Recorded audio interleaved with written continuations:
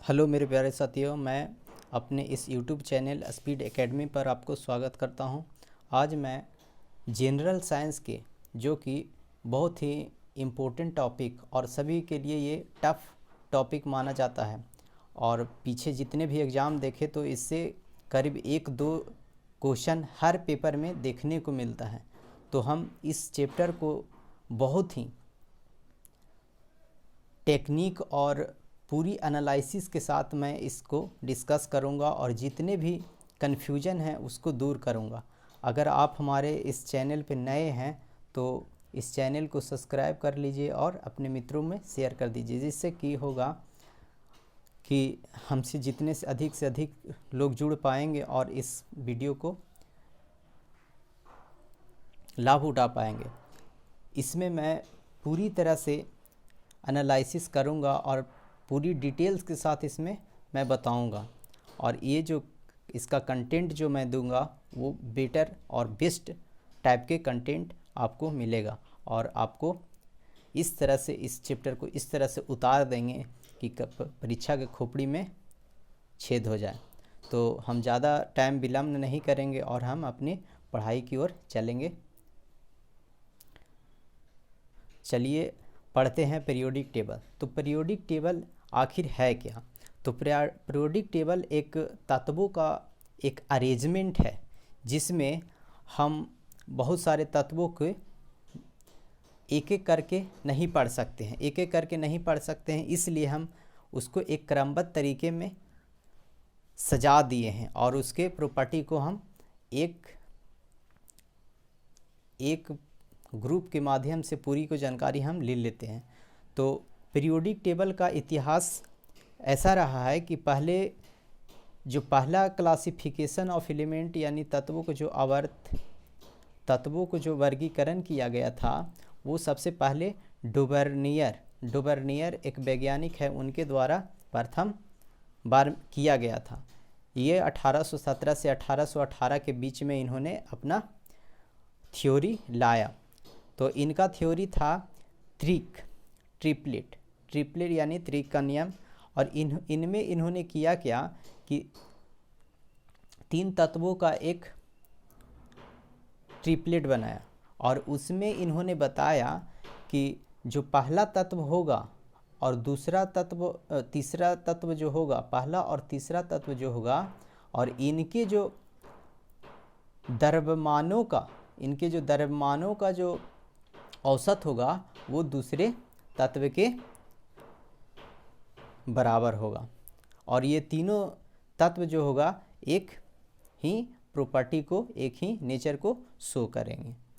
तो इसमें 3 तत्वों के समूह को बनाया गया और इसके जो भी 3 तत्व बनाए गए थे वो उनका गुण क्या होगा, एक दूसरे से समान होगा। और ये भी याद रखिए कि जो पहला तत्व होगा और तीसरा तत्व जो होगा उनका जो औसत होगा इनके परमाणु द्रव्यमानों का वो दूसरे तत्व के परमाणु द्रव्यमान के बराबर होगा। जैसे कि हम एक एग्जांपल लेते हैं, इनके द्वारा एक दिया गया था लिथियम, सोडियम और पोटेशियम। तो लिथियम का परमाणु द्रव्यमान 7 होता है और इसका 23 होता है और पोटेशियम के 39 होता है। अगर पहला और तीसरी के हम क्या करें, औसत निकालें तो 7 और 39 हो जाएगा यानी 46 और इसका औसत अगर करेंगे तो 2 से भागा करेंगे यानी 23। तो इसका जो सोडियम का परमाणु द्रव्यमान कितना हो जाएगा, 23। तो इस तरह से इस थ्योरी को इन्होंने दिया। तो इनके अनुसार जो है मेनली एनसीईआरटी के बुक में 3 तत्वों के बारे में देखने को मिलता है और मेनली एग्ज़ाम में इन्हीं से क्वेश्चन बनता है। कब?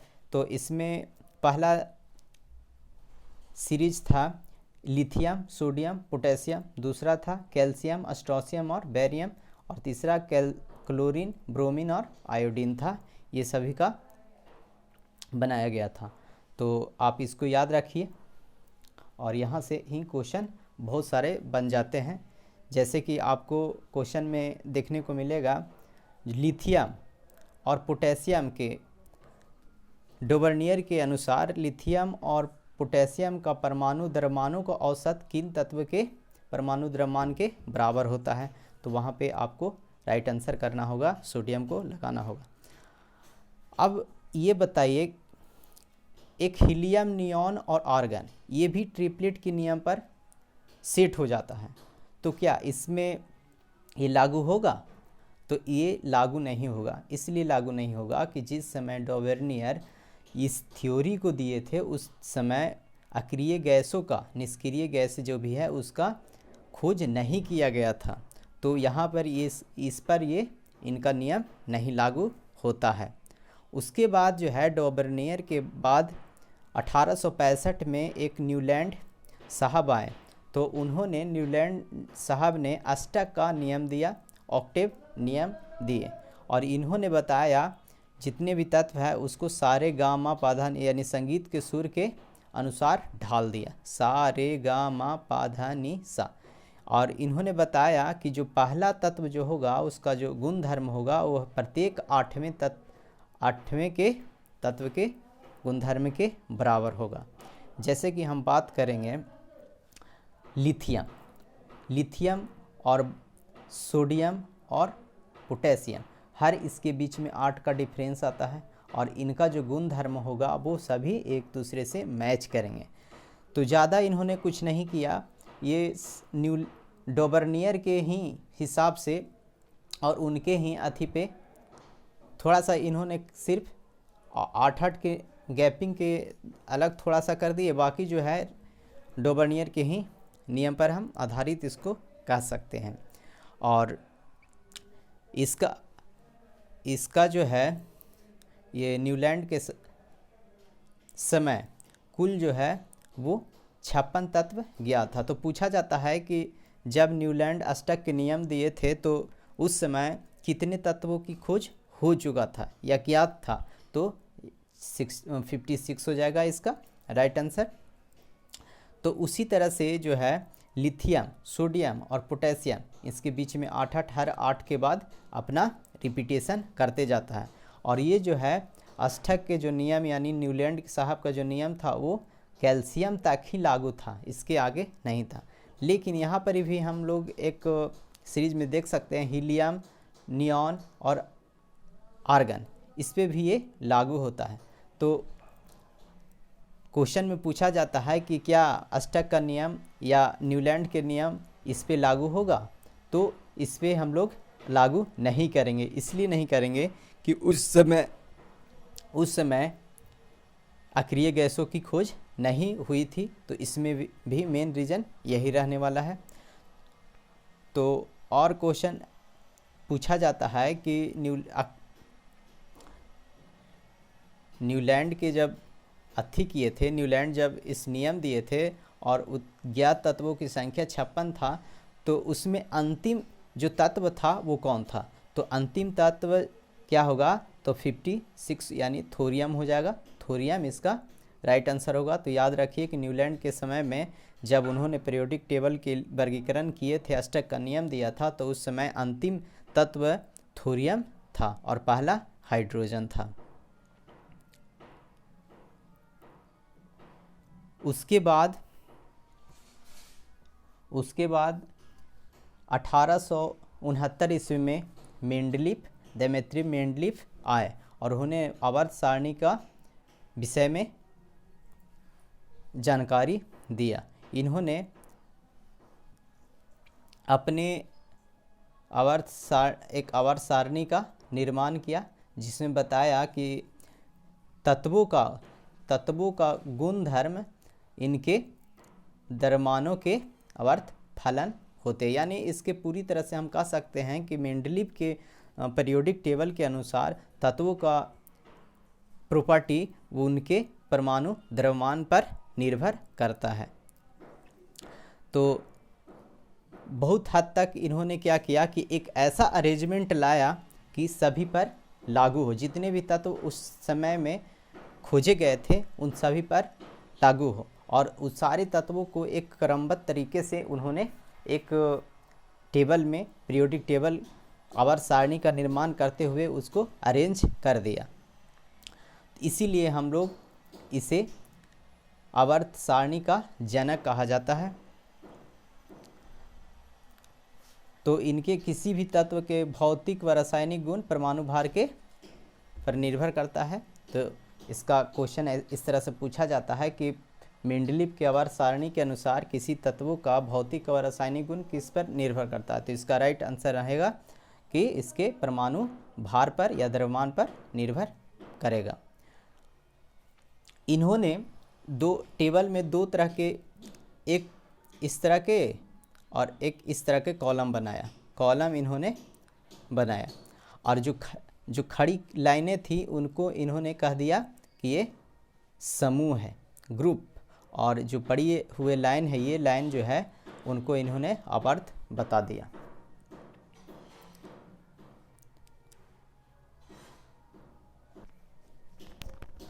तो मेंडलीव के समय ये पूछा जाता है कि मेंडलीव जब पीरियोडिक टेबल का निर्माण किए थे तो उस समय कितने तत्व को खोज हो चुका था या मौजूद था। तो इसके समय में 63 तत्व खोजे जा चुके थे या इतना ज्ञात तत्व उस समय में था। इन्होंने 1869 में पीरियोडिक टेबल का निर्माण किया था, और इसका जो पीरियोडिक टेबल है वो पत्रिका में 1872 में प्रकाशित किया गया था इनके पीरियोडिक टेबल को। इसके बाद जो है क्या हुआ कि इसमें दो कमियां देखने को मिलती है इसके पीरियोडिक टेबल में। लेकिन क्या हुआ कि इन्होंने बताया कि अगर हम पीरियोडिक टेबल में लेफ्ट से राइट की ओर जाएं या राइट ऊपर से नीचे, टॉप से बॉटम आए, तो परमाणु द्रव्यमान बढ़ेगा, तत्वों का परमाणु द्रव्यमान बढ़ेगा। लेकिन हुआ ऐसा कि एक कोबाल्ट और निकेल के परमाणु, निकेल का परमाणु ज़्यादा होता है, कोबाल्ट का कम होता है, तो सॉरी निकेल का कम होता है और कोबाल्ट का ज़्यादा होता है। फिर भी इसको पहले, कोबाल्ट को पहले और निकेल को बाद में रखा गया, और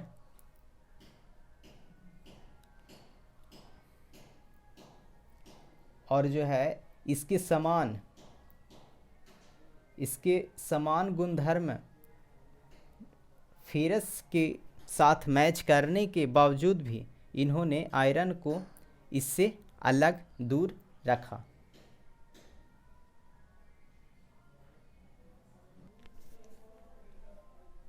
तो क्वेश्चन एग्जाम में पूछा जाता है कि बताइए जो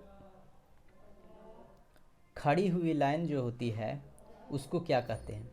तो इसको समूह कहेंगे या ग्रुप कह देंगे, और ये जो लाइनें हैं उसको आवर्त कहेंगे। और ये ऐसा डायरेक्ट क्वेश्चन परीक्षा में देखने को मिलता है। इन्होंने किया क्या कि जो न्यूलैंड के जो पृथक्करण किए गए थे और एक टेबल बनाया गया था, आवर्त सारणी बनाया गया था न्यूलैंड के अनुसार, तो उसमें क्या किया था कि उन्होंने आयरन को कोबाल्ट और निकेल से दूर रख दिया था। तो उस कमी को मेंडलीव ने अपने पीरियोडिक टेबल में सुधार किया। कुछ इनके भी पीरियोडिक टेबल में कमियां हैं और कुछ लाभ भी है। तो हम सारी चीज़ों को एक एक करके हम देखेंगे। तो आप इस जो चीज़ हम बोलेंगे उसको आप लिख लीजिए। तो सारे तत्वों को इन्होंने क्या किया, एक क्रमबद्ध तरीके से सजा दिया, कुछ खाली स्थानों को छोड़ा। जब भी खोज हो सके उसके, जैसे कि इनको पता था कि आने वाले समय में कुछ ऐसे तत्व की खोज किए जाएंगे, तो उन्होंने इसके लिए एक खाली स्थान को छोड़ दिया और आगे चलकर हुआ भी ऐसा। तो इन्होंने खाली छोड़ा था उन तत्वों के लिए, जैसे एका बोरॉन। तो एका बोरॉन को एक तत्व के लिए छोड़ा था जगह, जो बाद में स्कैंडियम Sc आया, स्कैंडियम, और इसके जगह पर शिफ्ट हो गया। एका एल्युमिनियम गैलियम जी, गैलियम को कहा जाता है, और ये इसकी जगह पे स्थान लिया। उसी तरह से एका सिलिकॉन जर्मेनियम को, और मैग्नीशियम के लिए टेक्नीशियम को स्थान छोड़ दिया गया, और बाद में जब इसका खोज हुआ तो उसकी जगह पर इसको रखा गया। तो एक क्वेश्चन जो इम्पोर्टेंट है पूछा जाता है, इस चीज़ को आप के लिए बहुत ही उपयुक्त माना जाएगा। तो न्यूलैंड के जो पीरियोडिक टेबल थे उसके, जिसमें कोबाल्ट और निकेल और फेरस के समान गुणधर्म होने के कारण भी कोबाल्ट और निकेल को साथ रखा गया, लेकिन फेरस को अलग कर दिया गया।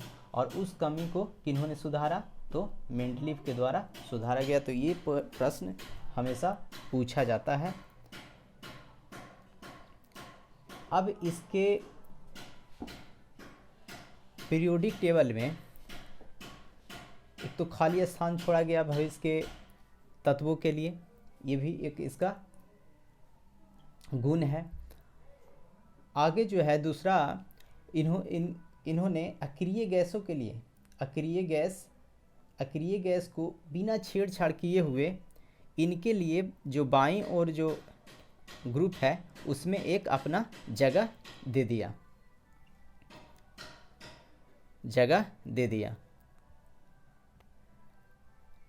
इसके बहुत सारे गुण के साथ साथ इसके अवगुण भी हैं, तो अवगुण भी हम इसको चर्चा कर लेकिन जो परीक्षा के दृष्टिकोण से इम्पोर्टेंट रहता है।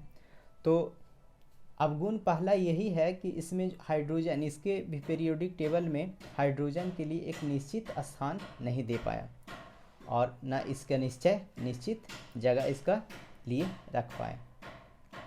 पहले भी जो वैज्ञानिक आए, न्यूलैंड आए या डोमनियर आए, उनमें भी इससे छेड़छाड़ नहीं किया, और जो इनके से छेड़छाड़ किया उनका पीरियोडिक टेबल पूरी तरह से गया। तो अगला जो है इसका अवगुण ये है कि समस्थानिकों के लिए इनके पीरियोडिक टेबल में कोई भी जगह नहीं था। तो यहाँ पर इसका जो नियम है वो फ्लॉप्स होता है, क्योंकि अगर हम बात करें हाइड्रोजन की, तो हाइड्रोजन की बात करें तो इसका 3 समस्थानिक होता है, 1H1, 1H2, 1H3। और इनका जो पीरियोडिक टेबल था वो पूरी तरह से परमाणु भार पर गुण इसका निर्भर करता था। तो यहाँ पर उसका फ्लॉप्स होने का कारण है कि इसका द्रव्यमान, प्रोटॉन तो समान है लेकिन न्यूट्रॉन अलग होने के कारण अगर इसको रखा जाए तो परमाणु भार बढ़ेगा, और इसके लिए अगर इसका 3 समस्थानिक है तो 3 गो अलग अलग इसका जगह की ज़रूरत होगी, जो कि इसके पीरियोडिक टेबल में नहीं था। उसी तरह से बहुत सारे ऐसे तत्व हैं जिसके बहुत सारे समस्थानिक हैं।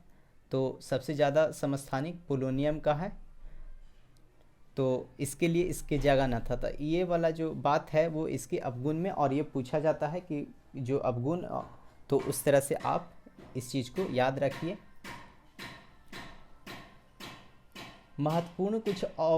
महत्वपूर्ण कुछ आइसोटोप्स जो है वो परीक्षा में पूछे जाते हैं, तो हम इस वीडियो में इसको भी लेकर चलेंगे और डिस्कस करेंगे। तो पहला है कोबाल्ट 60। कोबाल्ट जो 60 जो समस्थानिक है कोबाल्ट का, इसका प्रयोग कैंसर के उपचार के लिए किया जाता है। तो ये डायरेक्ट ही क्वेश्चन पूछा जाता है, कैंसर के उपचार के लिए किस आइसोटोप का इस्तेमाल किया जाता है? तो इसका राइट आंसर कोबाल्ट 60 रहेगा। उसके बाद है फास्फोरस का समस्थानिक 30, फास्फोरस 30, तो ये रक्त कैंसर के उपचार में प्रयोग किया जाता है। वहीं सोडियम 24 है वो रुधिर के परिसंचरण तंत्र में प्रयोग किया जाता है, जांच के लिए प्रयोग किया जाता है। यूरेनियम 233 जो है इसका प्रयोग एटम बम बनाने में, नाभिकीय भट्टी में ईंधन के रूप में, तारे, ग्रह, पृथ्वी की आयु पता लगाने में इसका इस्तेमाल करते हैं और इसको यूरेनियम डेटिंग के नाम से भी जाना जाता है। और एक जो बहुत ही इम्पोर्टेंट जो है समस्थानिक कार्बन का 14 C14, ये जीवाश्मों की आयु का पता लगाने के लिए इसका इस्तेमाल किया जाता है। एक है आर्सेनिक 74, इसका प्रयोग जो है ट्यूमर के उपचार के लिए किया जाता है। आयरन का समस्थानिक है 31, जिसका प्रयोग आयोडीन का पता लगाने के लिए किया जाता है।